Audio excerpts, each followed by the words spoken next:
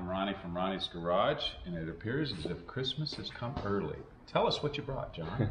Well, what we've got here is we've got a box of the samples that we take around. We've been taking them around the States in here, and what happens is a big heavy box, which I make Annika bring around to everywhere, so we track it around the States.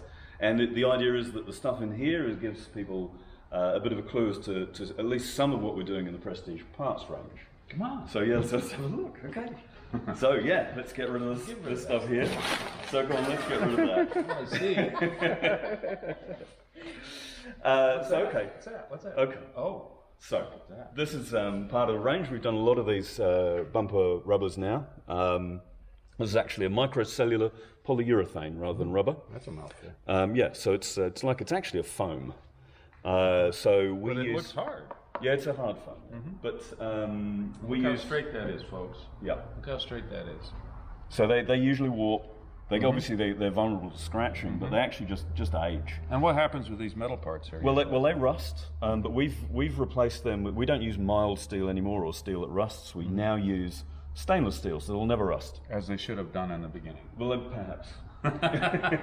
What else you got? So we got more. So that's a Shadow 2. This is Corniche. So even That's so Corniche. we and it's got that special. It's got the groove you scallop. said. Scallop. A scallop. Okay. not the shellfish. See this? So the Big difference there. yeah. So we do those. Here's the front one for the SZ cars.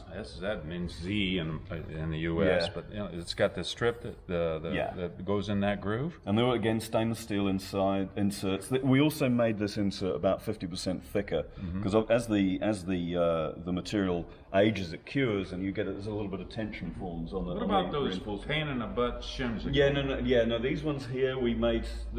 If anyone's ever fitted these, there's little shims that fit on here, and every time, and you have to adjust these to get them to fit right. So you've got the cars here where they've got them, and fitting and getting them, adjusting them is a big job.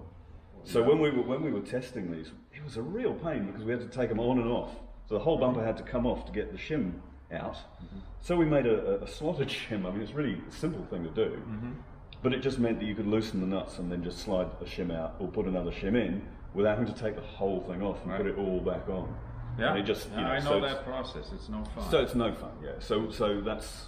What about those little pieces by the license plate? Yeah, we do those. So even look at that. so us Limeys don't forget you Americans here. So Yanks. this is the Yanks. So that's the overrider which fits on next to the front license plate. On the SZ series, so Spirits and Spurs and Turbos and so on. That's nice. So we do those as well. So we don't even forget you guys. So that's how nice we are at Prestige Parts. Colonies. What else? Come on. Okay, what else? You know what this is? What's that? That is a vent window seal. It's a quarterlight seal. Well, it's a vent window because it opens for a Silver Cloud series. And this is better than the original in what way? Well, we changed it here because there was an air gap here, so you had wind noise, and also you could get water coming in there. Right. When you wash the car, you get water dripping on your wood, down on your leather. Yeah. So right through this where the shaft is there. Huh? So, but apart from that, is exactly as the original design. These haven't been available from Rolls-Royce or Bentley for a long, long time. We've had them now for quite a while. It's this sort of product. It's all about the tooling. So you've got to spend a lot of money on the tooling. So that's a big mold that this goes in. Yeah, and obviously there's both sides. So it's like that. So the challenge with any of these rubber mouldings is paying for the tooling. Because once you've done that, the first one costs you a whole lot of money. Yeah, not you. These are reasonable. Yeah. What else? That's another one that's not available. That's a drive shaft gaiter. That fits the SZ series, again, Spirit, Spur, Turbo, etc. from about 1991. Slightly different on different cars, but and we do a range of those. So we do the other one, which is like a translucent color. Oh, yeah. So for the turbos. So we also do that as well. We do the early one for the shadows. And that's an upgrade on the shadows when you put these axles. Oh, put the Lowbro kit on. Yeah, that's a nice upgrade. What else have we got? This? Oh, that's shiny. Yeah. I like that. So, I got a grill. I got my grill. so that's... this is brand new. These are brand new. It's not replated. No, that's brand new. And that's made by a company that mainly does stuff for aerospace. So you see that purple I was glue looking at there? That glue was actually designed for the Eurofighter. Glue. Oh, really? Yeah. That's jet plane technology? Correctamundo. Wow. So yeah, that's a nice little project. Yes. Expensive to do. And remember when you put these on, if you buy these, the rivets go at the bottom, not the slots. Yeah. I see so many of these installed upside down because it's easier. Yeah. There's a rubber seal that goes behind here. I'm sure you supply that. Which also. we supply as well. Yeah. Awesome. So what else have we got here? So right. Okay. Oh, there we go. So brand new water pump. Look at that. That's for It's pumping water. Yep. So that's for the early Mark VI Silver Dawn and Silver Wraith cars. There's And it's early, I know that, because it has the 4 screws here. Yeah, and it's got so that's the one that comes with the integral pulley. So it's supplied with the pulley. The later car, the pulley actually is fitted on top of the pump. Right. So it's separate. And this is brand new with the fittings. No exchange, no surcharge. And there's a back plate on here that can get replaced also, and you supply that new, right? Yeah. And I've seen so many where they're just rotted away, they're junk, and they don't circulate water properly. That's And the problem is rebuilding these is difficult because you get a lot of corrosion in the casing, particularly, and obviously also in the rotor or the impeller. And they had the most ridiculous, archaic seals in there originally, and that looks like a modern seal in there. Well, it's actually what we call that the bomb-proof seal. Bomb-proof? Yeah, so it's actually the same seal that's used in the pumps on the SZ cars. That's what which is a very, very reliable seal. We just used that because we knew it was a good seal.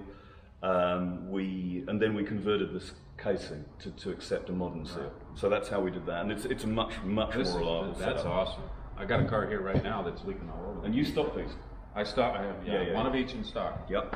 What else? Anage stuff. Bit of anage stuff. Right. So that's what's that? That is a bushing. The lower ball joint for the shock absorber, front shock absorber. They call this a ball joint? It is a ball joint. And there's actually a ball in there. Yeah. Ah, I didn't know that. There's a ball in there. Yeah. See, I learned something. Still. Yeah. So and this shim is for installing it, I'm assuming? Yeah, that's right, yeah. That's a snap ring, okay. Yeah, and so we're just currently working on the rear one, just waiting for material specs to be confirmed on that. So we're brand new, and you guys are making these? Making it brand new. Okay. So when we're looking at something like this, when we're reverse engineering it, this will go off to a lab, and they'll look at the metallurgy, and so that we know that when we're making it from a material which is equal or superior to the one that was originally used. There's pretty red snap rings on there to hold the boots. I like that. So that's an upper ball joint for Nage and Seraph. This is so dainty compared to the Shadow series and the Yeah, we do the Shadow ones though. And Spurs, because they're like huge compared to this. Maybe that's why they don't last. Yeah, maybe. Could be, yeah. So, and then you've got the lower ball joint again on the front. And it, from the design, you think, well, that looks like part of a track rod, but it's not. This is a ball joint for the Arnage and Seraph series.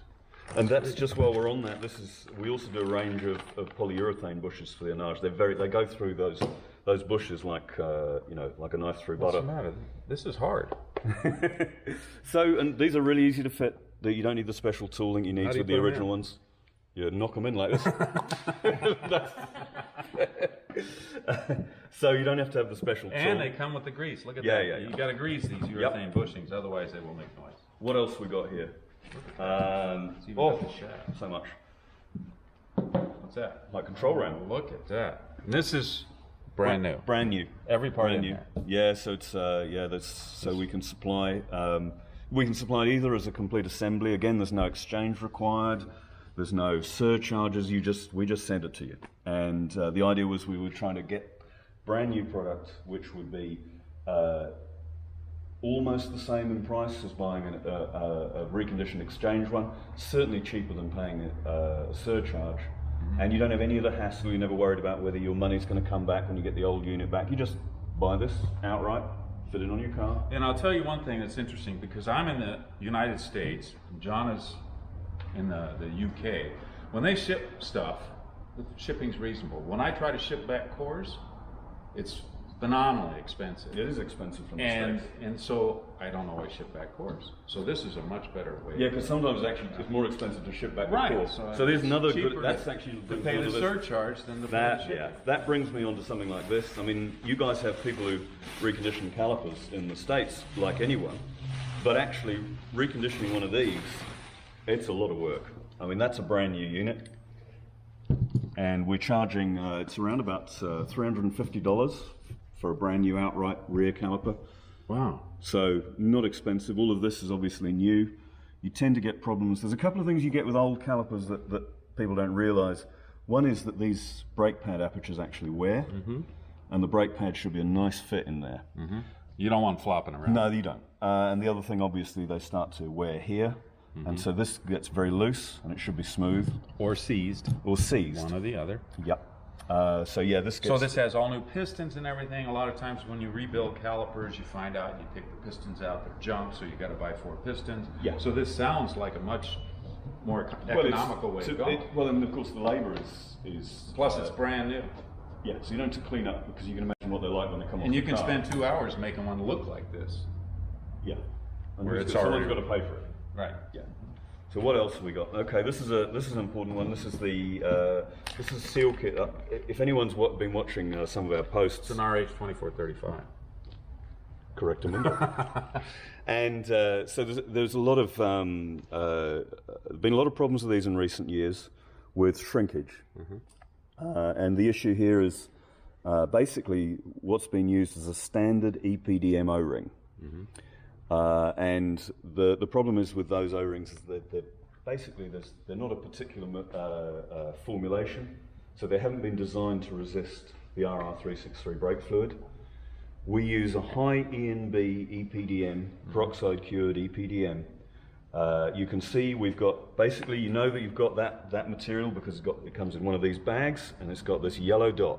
One dot. Because a lot of the other kits supplied by Rolls and all that in the past had multiple dots. Yeah, this is our version of this kit, which tells you that this is a high ENB EPDM, so it won't degrade in brake fluid. We've had them lab tested. We've or shrink in heat. Well, that's the point. When they get hot, there's a reaction between the brake fluid and the rubber compound, and they shrink. So obviously you need a certified compound, which we use. You need these are all tooled individually. You need a chrome-bladed tool to make it out from these materials. So it's not cheap stuff. This is not something that we just buy something cheap and sell it expensive. There's a lot of investment goes in this. Otherwise they won't be right. So yeah, that's important. We also do a big range. We do in the same materials, we're doing the sphere kits, high control valve kits, lots of other O-rings around the car where you need a high ENB EPDM material. So yeah. What else have we got? Do a big range of bearings. They're crankshaft bearings for, I think, for a 4 1/4 litre. Okay. Yeah, it looks like it because they're quite wide. Bore. Yep. That's small bore. And I have bought in the past aftermarket main bearings and rod bearings where I had to notch them myself. Yeah. And used to be what you had to do. And what you have to do is you take a chisel and you notch it, and then what happens is it makes the metal come up. And the clearance in here is like 1.5 thousandths. That's what it's supposed to be between the actual steel of the crankshaft and this bearing surface. So what happens when you try to notch them is it makes it tight, and then you got to scrape it. And this is ridiculous. White. This is white metal. These look ready to go. You can pop these in and lube them up, and you're done, right? Yeah, awesome. So we do a big range all the way through the V8s, different sizes. Invested a lot of money in that. So yeah, we've put a lot into those. That whole range, really, engine spares in general, we've done an awful lot in the last few years. That's good. Yeah. What else have we got? Here we got hang on, hydraulic lifter. Hang on. Let's do this. So we also do the tappets for the straight 6 engines. We're the only people who do those, brand new. We've got... Now, are they fitted? Because a lot of times you have to check the sizes on them. Yeah, no, these are we make them in one size, so that you've got so you might have to bore them out in that case. But this is identical to the Bentley hydraulic lifter. It's a direct copy. Every one of these is tested. Every single one of them we do a leak down test before it's sold. So they're 100% tested. And this isn't flat, right? No, that's right. That's convex, I should say. There's this crown. So it's dished in. And it's dished out. Oh. It's dished out. Oh, you're right. Yeah. So I always mix those up. The crown. So the crown is about 1/2 of an inch Down, up. down. Up. So up. You're right. Sorry, From sorry, the edge, folks. and that's just being because, a pain. and that's so And that is for rotation. rotation. This has to spin as it's going up and down. Now remember, this is going up and down with every revolution or every 2 revolutions of the crankshaft. Correct. Yeah. But yeah, and this will cause that tick, tick, tick, tick, tick, tick, tick when you start up a car that usually goes away. I have seen them where they wear holes through here when they don't rotate and ruin camshafts. And that's a big job. You don't ever want to have to change a camshaft if you don't have to. Yeah. Plus, you have to use a special lube when you put them together. Yeah, that's right. Awesome. So this is another one which isn't available from Bentley. A lot of the stuff just isn't available any longer. I mean, that's really what we're here to do. So this is the bronze crankshaft gear, which we recommend fitting alongside a steel oil pump gear on the V8. So that's reversed of original. Reversed from the original. And the problem was that it's not uncommon for the bronze gear to strip on the oil pump. And if that happens, then it knocks your engine You lose out. oil pressure, and then you're going to have to replace all these. And Yeah, it's big money then. Yeah, it's big money. Yeah. So whenever someone's doing an engine rebuild, we recommend they put a bronze gear on the crankshaft as opposed to the steel gear on the crankshaft. So you have both of those, obviously. And we have both of those, yeah. That's awesome. So yeah. What else we got? Piston. That's for I think a 4.5 litre or I can't Now recall this is special looking. Yeah, that's It's got a it's an special Amiga coating piston. here. Yeah, Amiga they do Formula One pistons. They do a lot of pistons for current Formula One engines. This is not just a cheap piston. This is really top notch. You can run these at very low clearances as a result, which means that the engine's quieter, as the point you were talking about earlier. Right. So Engine piston slap is bad, and in the past, in this shop here, we've been here 40 years. We have used inferior pistons and paid the price. Yeah, so you don't want to do it. So last but not least, this is the one that I love just because, I did it just because I wanted to, really. Probably not going to make any money. But we, maybe not. This is not just about making money. No. This is something that I used to always get asked about this, and you tell us what this is. This is the correct tool to set the front band on a Silver Cloud transmission. Also on, actually the early post-wars had the automatic transmissions. It's a GM turbo hydromatic 4-speed, sorry. Yep. And this is a complex piece here. So it's a tool. It's a tool, and it's used to set the front band properly. And you can see that this is a lot more than it looks like. This is a calibrated spring tension. And when you screw this in here and you do your adjustment on there, there's this little thumb screw here, just so you know, you adjust this in until you can turn it. Barely. See, that's the key, barely. And this, this is a great tool to have. Most of the ones that I see here, I have a couple of ones that work for me that, I just broke it. It's okay, it's only $300. I can fix it, yeah. Okay. Take a check. So most of these sit in the trunk or the boot of these cars and get rusted solid, and they're not usable. So there you go. And if you want one that looks good for your toolkit when you get your car judged, there you go. Yeah. So there's but I just did that because I got asked for them, and we have a tool maker who's makes really nice stuff. You must have had fun with that project. Yeah, he was. Yeah, he was good. He was good.